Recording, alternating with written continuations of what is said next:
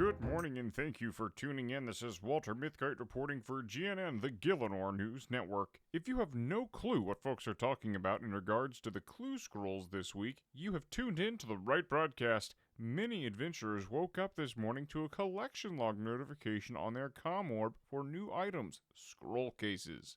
Those of you at home that have been paying attention to the clue scroll industry will know that Yuri and Watson have been hard at work lobbying the Justice Administration and Governors of Exchange, also known as Jagex, to implement what they are calling scroll boxes. It seems they have been successful, because as of this morning, adventurers are reporting that they are indeed getting scroll boxes in the place of clue scrolls they would normally get. From there, things start to get a little complicated with the scroll cases, so we thought it would be best if Yuri and Watson would describe exactly how those work. Yuri, thank you for joining us this morning. Can you tell our viewers how these scroll cases work? The sudden appearance of a death scroll is most puzzling, comrade. Right. I don't think he heard me clearly. Watson, can you tell our viewers how these scroll cases work? Sure I can, but let's back up a little bit. Over a year ago, Yuri here had increased the time on the self-destruct spells that he places on the clue scrolls that he hides around Gielinor. A great captain is always ready to change course. But then, a few months ago, Jagex must have decided they didn't like, despite that change being around a year old by that point. They said it had something to do with the ease of use and the integrity of clue scrolls. But the treasure hunters our lobbying group represents started drafting letters to us in the Jagex that this change was not a popular one.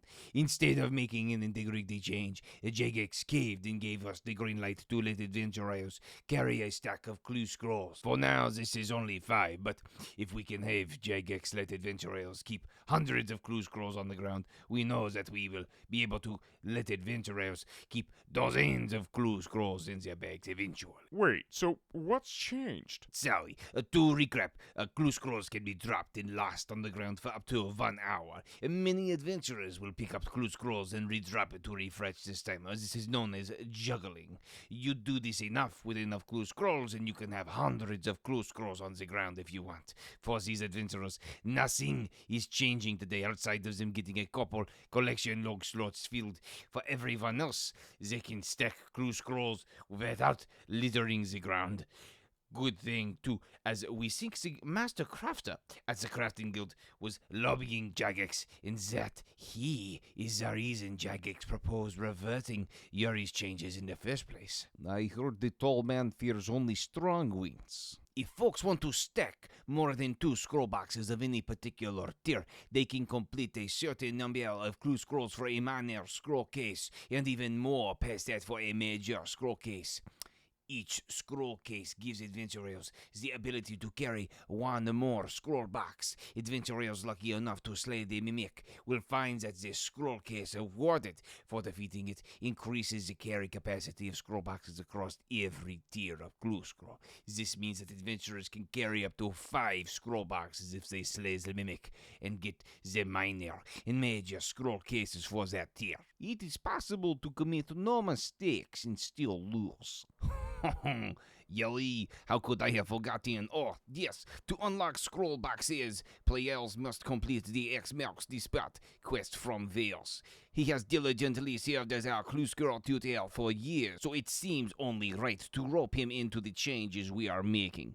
Do you have any questions regarding the changes, Walter? No, I think you guys did a great job explaining the changes that adventurers are experiencing this morning. Yuri, Watson, please enjoy the rest of your day, and thank you for your time this morning. As for our GNN viewers, we will return after a word from our producer, WEEV. Hey there, folks. Not too much to update you on. I've been taking a break from adventuring recently after the Inferno grind. Playing games on my comm orb has been my #1 way to pass the time recently. The current game I'm playing is Fallout London. I have some other games in my backlog to beat before the Varlamore Tourist Bureau lets us adventure into the area west of the Hailstorm Mountains, and especially before the Sailing Authority lets us set sail in the fall. Here's to hoping that I can make it through that backlog. I keep telling myself I'll take a break from adventuring, but adventuring in Gielinor is simply too fun. In any case, I wanted to thank all of you that are tuning into the broadcast. Your comments help me make this broadcast better, and those that like and subscribe to this broadcast are helping Gielinorians get access to quality news.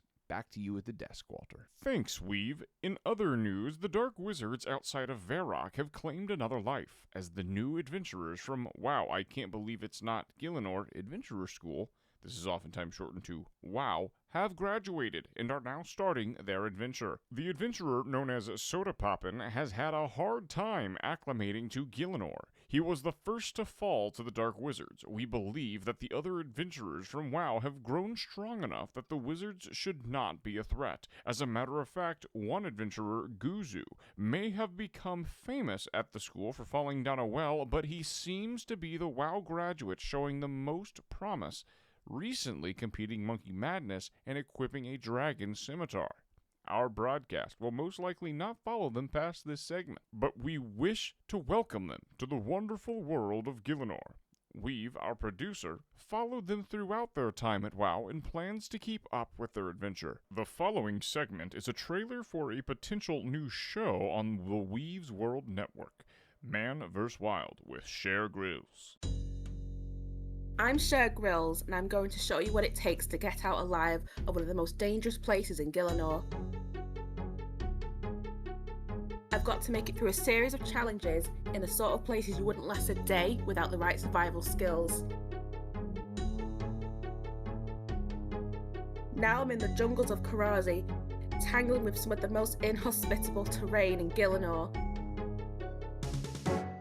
A constant battle with nature's wild side where one slip could cost you your hardcore status. When every animal wants a piece of you, look, a deathwing!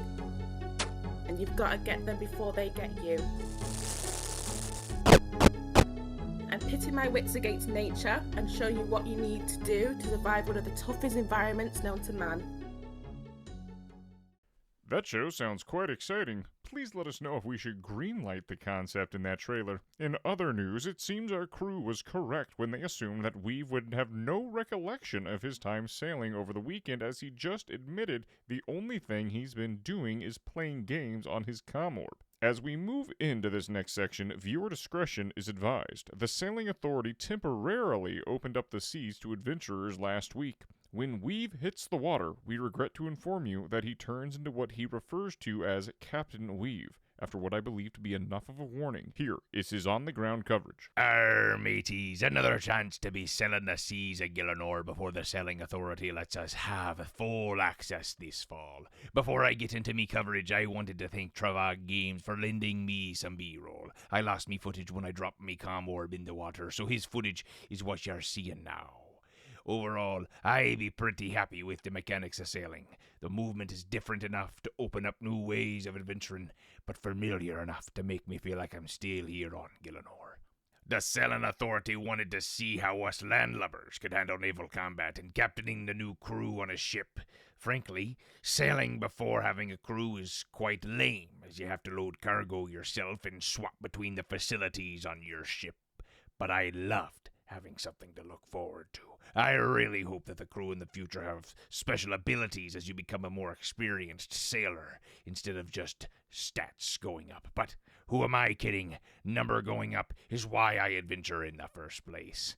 And as for combat, I like that I had more directions to move compared to combat on the ground, and that I could either sit still and repair me boat for a relaxed combat method, or set sail and kite the monster to kill it without taking any damage. I cannot wait until the Sailing Authority lets us fully set sail this fall, so we can see what it really be like to be a sailor. So long, mateys. Another thanks to Travag Games for sharing that footage we used as B-roll. Ironman adventurers are abuzz this morning, and they have been given another method to obtain Revenant Ether. Used to charge wilderness weapons and bracelets of Ethereum, Ironmen previously found it too difficult to keep those items topped off, especially when you factor in the danger of the adventurers who engage in outright murder in the wilderness. So, where are Ironmen getting this newfound ether? From Edgeville's very own Emerson Limtrader, who is live with us now. Emerson, thank you for joining us today. Oi. Sorry, Walter. I prefer to go by M. So, you want me to call you M Limtrader? Yeah, mate. You can call me M Limtrader. So, what did you want to ask me about? Well, I was just telling our viewers about the new source of Ethereum that Ironmen are enjoying. They say that they're getting it from you. How is that so? Oh, yes, of course. I've recently given adventurers the option to trade the emblems dropped by Revenants into me for ether, alongside the regular option of gold. Honestly, I can't believe any of them are taking me up on the offer. Ironmen are the only ones going for it. Idiots. Really? How much ether are you giving them? Here, let me send this graphic to your team. Hey, Weave, can you pull that up? All right. You should have it now. Essentially, I'm giving adventurers 1 ether for every 500 coins they would have gotten in my normal offer. Are they dumb? You can buy ether for under 200 coins on the Grand Exchange. I know I was a bureaucrat with a cushy high-paying job already, but now I can be one that skims a little on the side, too. Look, Iron Men aren't dumb. They are... Shoot, what did my mom call me? Special! They are special. The reason they are taking you up on this offer is because of how they get their title. They cannot trade with other players or use the Grand Exchange. Outside of slaying Revenants, you are the only other way to get ether. So, hold on. What's this about skimming a little bit? Well, you see, Walter, normally, Jagex gives me 1 billion or so coins to go out to the Revenant caves on the bounty hunter worlds to exchange for the ancient artifacts people are bringing to me. For some reason, Ironman kept asking me to exchange them for ether, so finally, I bought a whole bunch of ether off the Grand Exchange for at most 200 coins each. Now, whenever one of those iron memes trades me an emblem for some ether, I trade it to Jagex then, and I pocket that normal payout.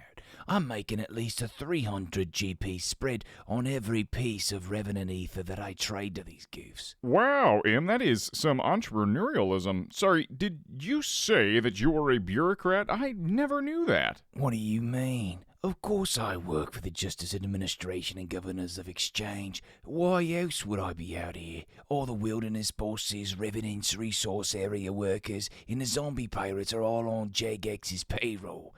15 years ago, adventurers may have fought for the glory and honor of the sport, but these days, adventurers need a reason to come into this area where murder is legal. Even Yuri is in on it with the clue steps he leaves around Gielinor that point adventurers out this way. Wait, so all of you are on Jagex's payroll?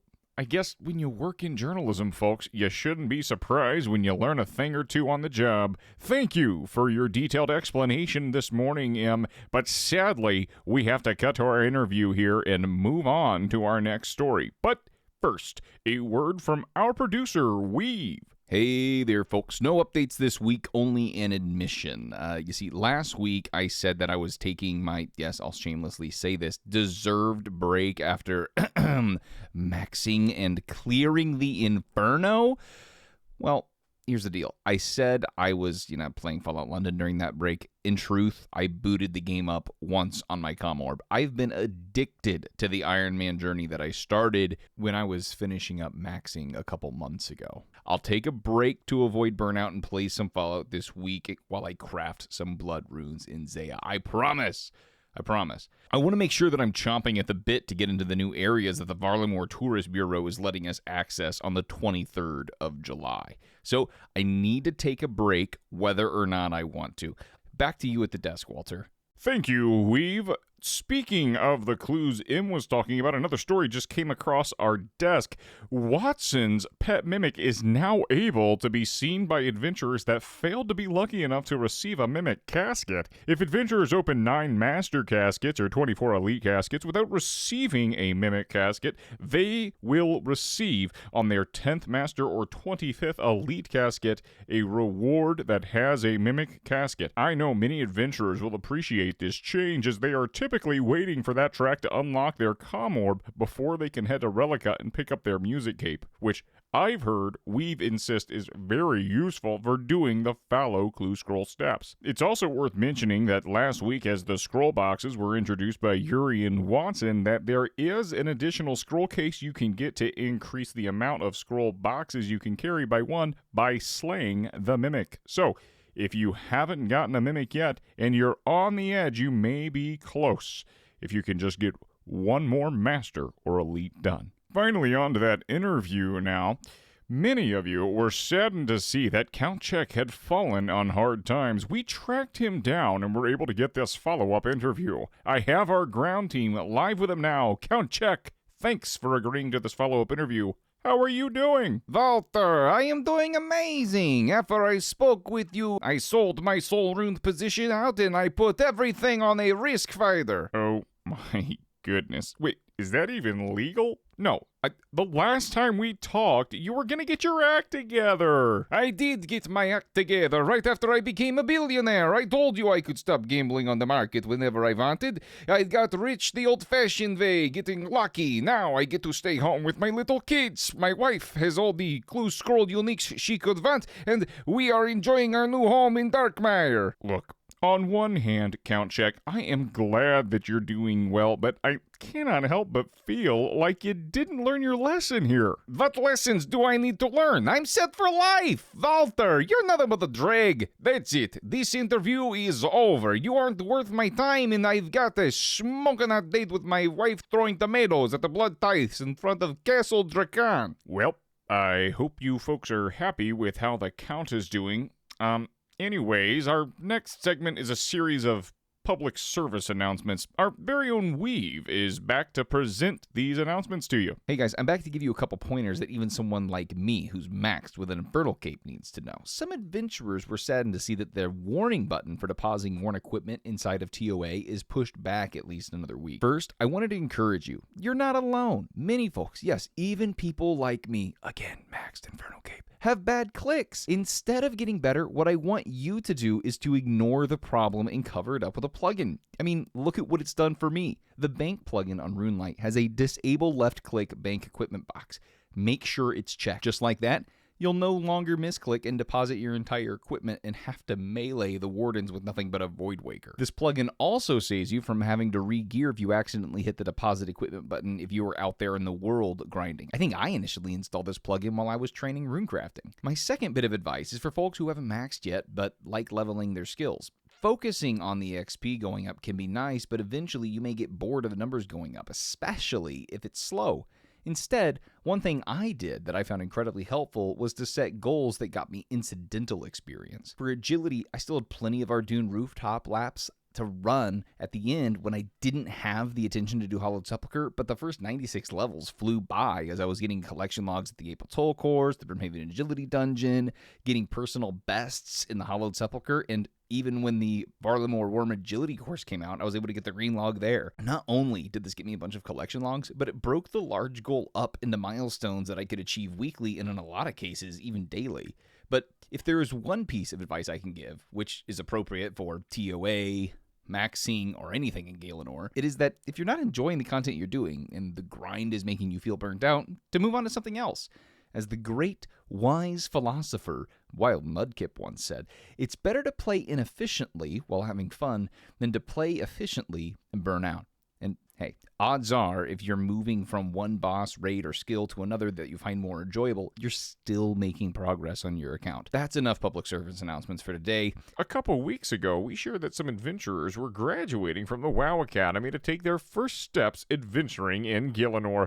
We insinuated during said broadcast that while we were excited for them to make their way through the world, we would not be covering them any further. Well, due to the lack of other news to update you on this week, our live entertainment correspondent, Evil Dave, who's been following these new adventurers, is live with us now. Welcome to the show, Evil Dave. What can you tell us about these WoW graduates? Oh yeah, bud. Hey there, Walter. Since you covered the start of their adventure, these WoW Academy graduates have made great strides in their progression. I hope you guys got the clips I sent you. I made them myself. Starting with Guzu, he now has at least 156 quest points as of this interview. While he isn't questing, he is also getting his feet wet in the swamps of Mauritania, as he's made his way to clear the Barrows brothers several times now, but alas, has gotten no loot outside the typical runes that one finds in the crypts. He has also demonstrated that he is proficient at fighting monsters that require a bit of strategy, like Scarius. Even more proficient than some of the more seasoned adventurers who've been making their way around Gielinor for years. I mean, not even your producer WEEV flicks his prayer at Scarius. And then we got Sodapoppin. he has also demonstrated that he's got some promise as well, not from slaying dangerous monsters like Scurius, but from his ability to master timing at Temporos. If his mastery of timing wasn't enough, this adventurer seems to be a little bit blessed, as the rare items that the slayers of Temporos normally spend weeks hunting have been found by Sodapoppin in a handful of hours. In just 2 days, Sodapoppin was able to get the fish barrel, the tackle box, and a dragon harpoon.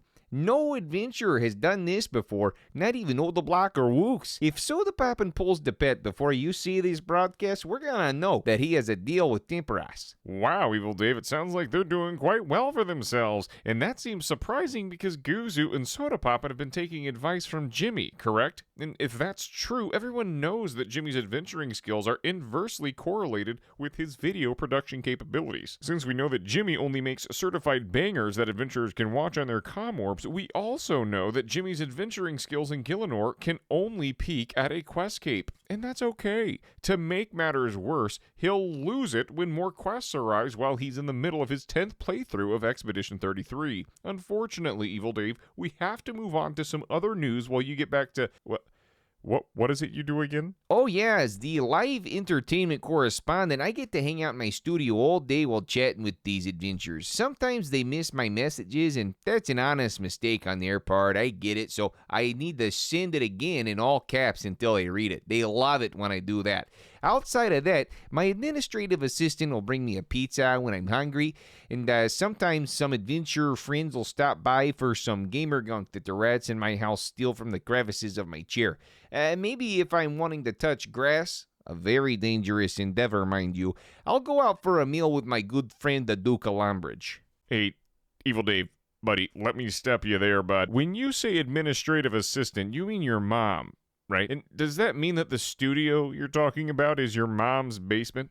Whatever floats your boat, bud. Thank you for contributing to society today. It seems like that doesn't happen very often for you. Before we move on to our next segment, our producer, WEEV, would like to share this message with you. Hey guys, I hope you had a fun time watching the new WoW Adventurers. As for myself, I've enjoyed watching Madseasonshow on the RuneTube app the most. He's been going for several months, and I've loved how he's able to figure out the craziest puzzles on his own while still missing the most obvious solutions to other things. Don't worry, I found some time this week to take a break from adventuring to play some Fallout London on my comm orb. I'll be ready to go next week when the Varlamore Tourist Bureau allows adventurers to the area west of the Hailstorm Mountains. I cannot wait.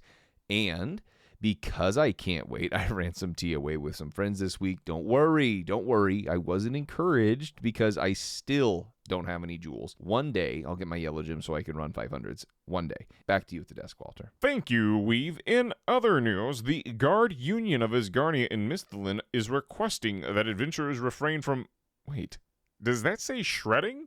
A representative from the Guard Union, Treznor of Varrock, is here with us now. Treznor, what has come about that your organization has sent out this news flash? Yeah, Walter, there's a thin brown line that separates civilized society from becoming savage barbarians, and our organization, GWAM, is here to call adventurers to respect the gods they see in Varrock and Falador. Recently, one adventurer created a video of him shredding across Gielinor that features a few cities that our organization represents. First, real recognize real, right? He totally shreds. He passed me going northbound out of Varrock and it was awesome, but he's been a real nuisance with all those close calls he's had with all the citizens and adventurers. To get to my second point, the video he made doesn't just show him shredding, it also encourages violence against gods. We can confirm that the god death pile shown in the video was merely clever editing and no Falador gods have been harmed, but we fear that this video may cause violent outbursts against gods. I mean, we already suffer enough with adventurers pickpocketing us, and the gods in Falador have it even worse as they're dodging cannonballs all day. That's all, Walter. Support the thin brown line. Thin brown line? I think my wife keeps telling me to throw away some britches with some of those. Oh, right, this is live. So to make sure we're clear, Treznor, absolutely no one should pull up the RuneTube app, search Runeskate, and tap on the video by Lilsmokey. That would be a horrible time, and they definitely wouldn't want to tear up at the beauty of an adventurer shredding across Gielinor. Definitely do not do that. Do not look up that video. The Ardoon Zoo is leading an expedition into western Varlamore this morning. One member of the expedition, Larry, has discovered a new crab for adventurers to train with very low intensity. Having chatted with the locals and studied the crab's behavior, Larry is live with us now to cover this shiny new crab. Yes, Walter, the Gemstone crab is quite a peculiar beast here in Gielinor. At first glance, one would assume that poachers would have a field day with this crustacean by harvesting the gems on its back, but they would only be doing the crab a favor. This decorated rock crab feeds off of kinetic energy and produces gems as a waste byproduct. If the gems are not knocked off, too much pressure builds within the gem crab, and, well, have you ever seen a pressure cooker explode? Well, no, Larry, but I understand the picture you're painting there. So how come poachers have never over-harvested this crab? I mean, is that even possible? Oh, yes, great question, Walter. Here's the thing about this giant enemy crab boss. It's immortal. Whenever it takes enough damage to relieve itself of some of its gem waste from the top of its back, it will bury underground to a new location. The only ones who get to mine some of that waste are the 16 adventurers that dealt the most damage. This crab cannot be over-harvested because it is the one that decides how many gems are going to be left in the ground when it burrows away. So, after you mine your gem, you can go through the nearby cave to travel through it and pop out next to where the gem crab burrowed to. I have heard that some adventurers are able to hone their combat skills by practicing their strikes, shots, and spells on this crab. Very interesting. I'm sure many will find practicing their combat skills on that crab to be a great way to pass the time. My ground team is informing me now that Larry has run off to investigate more creatures around Varlamore. In the meantime, our producer, WEEV, has this message prepared for you. Oh, the area west of the Hailstorm Mountains is finally here. Adventurers can finally cross from the Kingdom of Corinne into the Kingdom of Varlamore by walking. This state is so exciting. For my Ironman, I definitely plan to hit up that new gem crab boss and to tackle everything else as soon as I can with my main. There is so much to show you on today's broadcast, so I hope you stick around to see what's happening. It's been so exciting lately, and these new lands are just a metaphor for all of the exploration that's yet to come for this amazing world of Gielinor in the fall when sailing releases. Until then, let's enjoy what we have. We plan to commission guides for a few of the new activities. We just need to find some folks here in Gielinor to be our expert. Do you have anyone in mind? We're thinking of hiring Charlie from the Ardoon Zoo to cover some new creatures in the Custodia Pass that we've heard ramblings about. I wonder if our ground crew's been able to find him on his expeditions into these new areas. In any case, back to you at the desk, Walter. Thank you, WEEV. In other news, many of the citizens around Varlamore are requesting the help of adventurers. Following the multiple assassination plots of the High Priest of Varlamore, Servius, and the abduction of his son, Prince Itzla, adventurers can make their way to the Sunrise Palace to offer their services. Wow, that sounds pretty serious. I mean, you figure the monarchy of Varlamore would have a professional lined up for this job instead of making a post on Greg's List. Anyways, having said that, they are promising to reward any adventurer that can resolve their quest with runecraft, thieving, fletching, and combat experience. Oh, sorry, Walter. I need to interrupt you. I was actually out adventuring this morning, and I already completed that quest. You get this sick sword from it, too. Look at it. I mean, using it normally, it's almost as good as a dragon scimitar, but it has an awesome special attack that has loads more accuracy and damage. If that wasn't enough, if the special attack hits, it leaves a burn on the enemy for 10 more damage over time. I cannot wait to do this quest on my Ironman. Oh, we're happy for you, WEEV. Gosh, it's always so awkward when your boss interrupts you. Anyways, also posted on the Greg's List Comorb app are a few more quests to be found elsewhere in Varlamore. One of which is the Auburndale pub bartender asking one last time for someone to investigate the disappearances of some local children before he takes the posters down. Is it really that much of a burden to keep the posters up? Sorry, I shouldn't be editorializing. Another man in Tal Taklen is requesting someone to stop by and watch his friend Humpty Dumpty, Grumpty Fumpty? Shumpty Bumpty? No, it's Humpty Numpty. Look, someone look after this guy's friend so we can go get his groceries. Oh, yes, sorry, just now I'm getting another message from our producer. Okay, yep.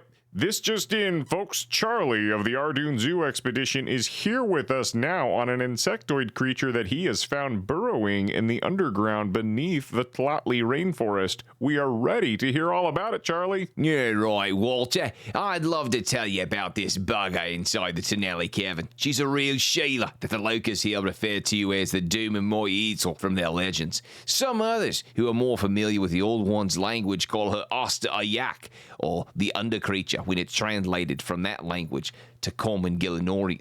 No one has tried slaying this beaut yet, but I've been able to sneak around and find out the hoard of treasure she's gotten. The first piece of loot some adventurers might nab are the Avernic traits. These boots are killer for all combat styles and can be further upgraded by using the boots you make with crystals from our precious poppy Cerberus. The next item I saw was a one-handed magic staff called the Eye of Ayak. This thing looks more powerful than the Sanguinesti staff from the Theatre of Blood, but not as powerful as the Tunic and Shadow. I even wager this staff will see some use if you own the Tunic and Shadow, as the Eye of Ayak has a great special attack that reduces the magic defense of enemies. If weapons aren't your thing, Osto Ayak also has some other drip for you to fight for. One such piece of cloth in her wardrobe looks like it'll match nicely with a tormented bracelet to create some gloves that I'm rather conflicted about. We can call them the confliction gauntlets if you'd like, and they would probably have more magic strength and increase your accuracy of magic attacks after you miss one. Don't ask me how I know that, mate. That's why I'm so conflicted. Whatever you do, don't think insect repellent will be enough, so be sure you bring your A game if you want to squish this bugger. We'll keep the expedition going, Walter. That's all for now. Thank you, Charlie. Folks at home, you won't believe this, but while WEEV was out investigating locations for our ground crew to pick up his B-roll, he ran into his favorite adventurer, Chad. WEEV has told us that he is live with Chad now. Chad, how are you enjoying adventuring west of the Hailstorm Mountains? Bruh, I am loving this third part of Varlamore that the Varlamore Tourist Bureau opened up to us this week. They have everything, man. They've got scary bunnies, digging door bugs, rock nogwas, you name it, man. But my favorite are these int bros, brother. They just want to relax, man. There's all these forest spirits out here and we're just vibing. I have like thousands of unstrung bows that were like sitting in my bank and I finally have a use for them. Some chill dude named Revenant showed me how to use them to build and decorate totems, so me and my new int bros can give these animal spirits the respect they deserve. Yeah, these ints are super dope, man, and all they want to do is glaze these forest animals and pay respect. Like, they love paying respect so much, they've even given me stuff for building and decorating these totems. So far, I've gotten a spool that holds my bowstring. I can't wait to use this thing to mindlessly craft bows at my bank. Before, I could only make like 14 at a time, but now I'll be able to make 27 in one go. If you thought my brain was off before, oh, bruh, you got another thing coming. Your brain off, Chad? That never would have crossed the minds of anyone here at GNN. Do you know if the ints are giving any other rewards? Oh, thanks, bruh. Yeah, actually, I did see some cutie running around with a knife I haven't seen before. She was able to fletch so fast with that thing, man. I was about to holler at her, but like, she had a knife, so. Wow, you were glad to control yourself there, Chad. We have some reports rolling in that adventurers are able to craft darts for the Atlatl now. Would you be able to confirm those rumors? Oh, yeah, that's what those guys were making. Yeah, man, I saw someone leave here after getting a branch from an ant and going off towards those scary rabbit things. He came back with some of their antlers and was combining them together. I didn't recognize them as Atlatl darts without the feathers, but that's totally what they were. Oh, hey, there's that babe again. Yo, Walter, I'm gonna go see if she's down to get carried in Tob. Take it easy, brother. That man is a Gielinorian treasure. Speaking of treasure, Larry has moved on from the Gemstone Crab and into the Custodia Pass. Live from his own comm orb, he is inside now with an item he says was dropped by one of the stalkers. What do you have there, Larry?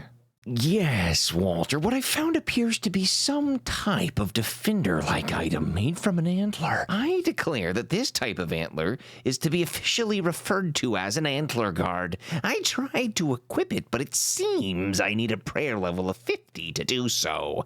I couldn't get an idea of the stats it would give me. I scanned it with my comm orb, and I think I found a pretty novel item here. It isn't as good as a dragon defender. As a matter of fact, its melee bonuses are similar to a rune one, but don't discount it. While the item seemingly decreases your defensive stats, it has an incredible prayer bonus. This thing is perfect for those adventurers who use overhead prayers to cull the overpopulated monsters that us zoologists work with the Slayer Masters to keep population levels in check. That's not all. I almost missed that this guard marginally increases your range strength stat.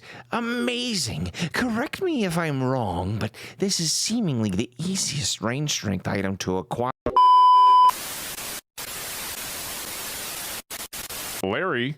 Larry, are you all right? Hello? Larry, are you there? Oh, sorry about that, Walter. Unfortunately, one of those cretins got me while I was distracted by how awesome the Antler Guard was.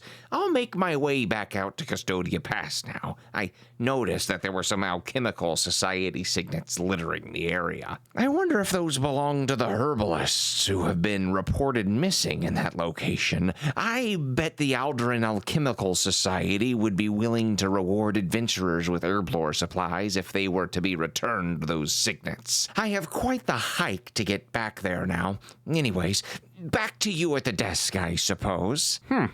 That's interesting. I thought that adventurers were the only ones that got to respawn in Lumbridge. As a matter of fact, I didn't even know that non-adventurers like Larry could even die.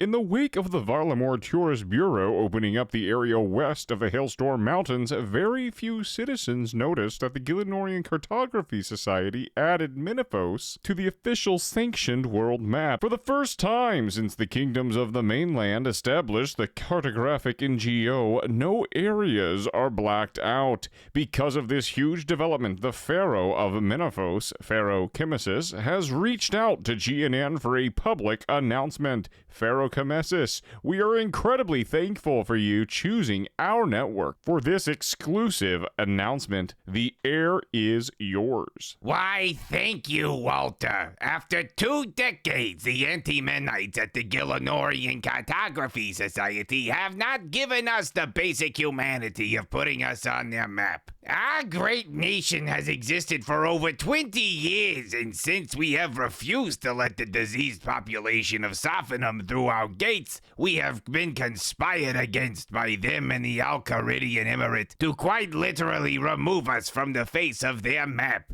However, despite their lobbying to the Gielinor Cartography Society, the sailors of Gielinor have shown more and more images of our shores to the Gielinor Cartography Society, and they are no longer able to blatantly conspire against us. Today, I proudly announce that we are working with the health experts to ensure that the disease carried by the Sophonites is not able to spread to our great nation.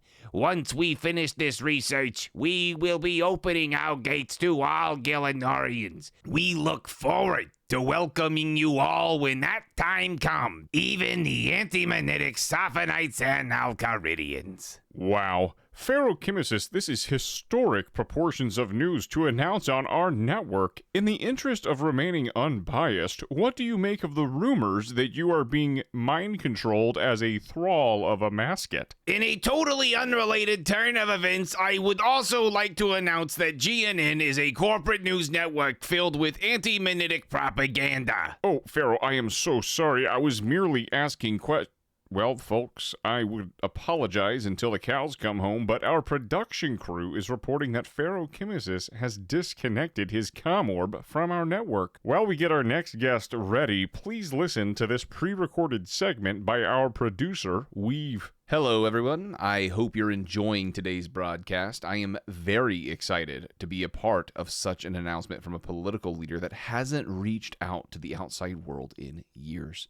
I really hope that interview goes well. I am sure Walter will do great. Speaking of doing great, the guide we produced for Demonic Gorillas 2 weeks ago seems to be relatively successful. Because of this, we intend on producing another guide about every other week alongside our weekly GNN broadcasts. As for the podcast episodes that I released 2 of this week, we will see how they perform over the coming weeks and decide whether or not we should continue them. Please let us know what you think of our content, be it this broadcast, the podcast, or the guides we create. We aim to be a broadcast for the people and by the people. After all, it is only because of supporting viewers like you that like and subscribe to our broadcast that we are enabled to continue our broadcast week in and week out. Thank you for that support. Back to you at the desk, Walter. And thank you, WEEV. These are very exciting times for the production team here at GNN. I will say, though, I am worried for my job security if any of these other shows take off. I'm sure WEEV wouldn't can me. I can't say that for many of the other adventurers this past month, as they, well, have been getting canned. As the adventurers from the Wow, I Can't Believe It's Not Gielinor Adventurer School, this is oftentimes referred to shorthand as WOW, they've graduated in large numbers recently, which has led to a surplus in the herb farmer job market. Many adventurers are not happy about this change, disparagingly referring to WOW graduates as wowbacks. We would try reaching out to any WoW graduates for comment, but due to the waning popularity of corporate news, our messages wouldn't be seen anyways. If any WoW graduates would like to comment, please reach out to us via the X app on your ComOrb. Our handle is at GNN_OSRS_news. And we would love to be proven wrong. Sadly, our lack of comment from WoW graduates means that we must reach out to the Farmer Union president, Herbert Runner. Welcome to the show, Herbert. Thanks, Walter. You can call me Herb. Naturally, Herb. What would you like to say to those that accuse your union of discriminating against the WoW graduates? Discriminating against them? That sounds pretty base to me, Walter. Now, those wallbacks, they took our jobs, and we already had enough trouble competing with those confounded bites, as people call them, and now they're coming in and pushing the price of herbs even lower. Herb runs, they were made for the Gielinorian native population. Everyone knows those wildbacks adventuring into Gielinor are funded by Menaphos anyways. And we'll cut that interview there. Anti-Menatism and adventurism in one interview. I don't think we've ever had that happen. We need to screen our guests better or we'll end up getting kicked off the air. Our final segment will be a review of the content available in Varlamore in the area opened up last week. Thankfully, we have our very own WEEV here to serve as an adventurer correspondent. Take it away, WEEV. Thanks, Walter. Before I dive into that Varlamore analysis, I really should mention that I need to stop pre-recording the messages that I prepare to thank our viewers. You cannot forecast what is going to happen in live environments like this. Now, as for the new Varlamore content, talk about beauty. Auburn Valley and Auburn Vale are beautiful. I'm not a betting man, at least not since the duel arena shut down, but if I was, I would bet that Walter is definitely going to be bringing Mrs. Mithkite out to the bed and breakfast. Recently, I've been chopping these magic trees while keeping this totem up. It's been very relaxed where I only have to start another action maybe once every 4 minutes or so. This has been amazing for knocking out the forestry and the new Veil Totem collection logs. As a matter of fact, I have the Veil Totem collection log done in wait, what's this? Still no further on getting myself closer to a golden pheasant egg or the wolf whistle. I look forward to actively doing the Veil Totem activity when I'm adventuring with Ironman rules. The bowstring spool would let me use the lunar spellbook to make bowstring while out doing agility or other activities. That sounds awesome. Before we move on from Auburn Vale, I was able to help those folks out looking for their kids that went missing. While rescuing the kids, I found some monsters that I, again, intend to kill under Ironman rules because of the Antler guard they drop that gives a massive prayer bonus that really lets you kill monsters with super low intensity. As we move south towards the Tlotli rainforest, I lost my mind laughing through the scrambled quest that takes place in and around Talteklan. I won't spoil it here. Please go complete this quest. The rewards are nice if you do it at the levels required, and the people in this quest are quite the characters. It's also worth mentioning that the town of Kastori, just to the southeast, has a Calquat and fruit tree patch. Combine those with the tree patch at the Nemus Retreat up by Auburnvale, and it seems like we have a reason to make an updated tree farming guide for 2025. Now, as a maxed main, I don't really have much of a reason to fight the gym crab that's making its way around the rainforest, but when I come here as an Ironman, I will be sure to get my share of crabbing in. There also seems to be an area that the Varlamorean Tourist Bureau isn't quite ready to show off yet. On the map, it's named Tempestus, so we'll have to keep you updated on this area as news breaks. Finally, the Doom of Macchiato that I unlocked from completing the final Dawn quest has been amazing to learn. I love how the delve system doesn't just lead to harder fights, but each delve level is just enough harder that it gives me something to practice while not feeling totally out of reach of completion. Having said that, after clearing the 4th level, I've resolved to retreat to the Fortis Coliseum to get my quiver before I delve any deeper. So far, I have no idea how I got my Infernal Cape, since I am barely making it through these waves. It seems impossible, but so did the Inferno when I started practicing that. I think it's because I had more time to get the solves down in Inferno. Whatever the case is, I'll be sure to keep you guys updated on that grind as I make progress. That's all I have for you, Walter. Take us out. Thank you for the overview, WEEV. The Auburn Valley does look beautiful, and I think you're right, as the missus and I will be looking for places to celebrate our anniversary this fall. That wraps up our coverage for today, folks. Thank you for your viewership. This has been Walter Mithkite for GNN, signing off.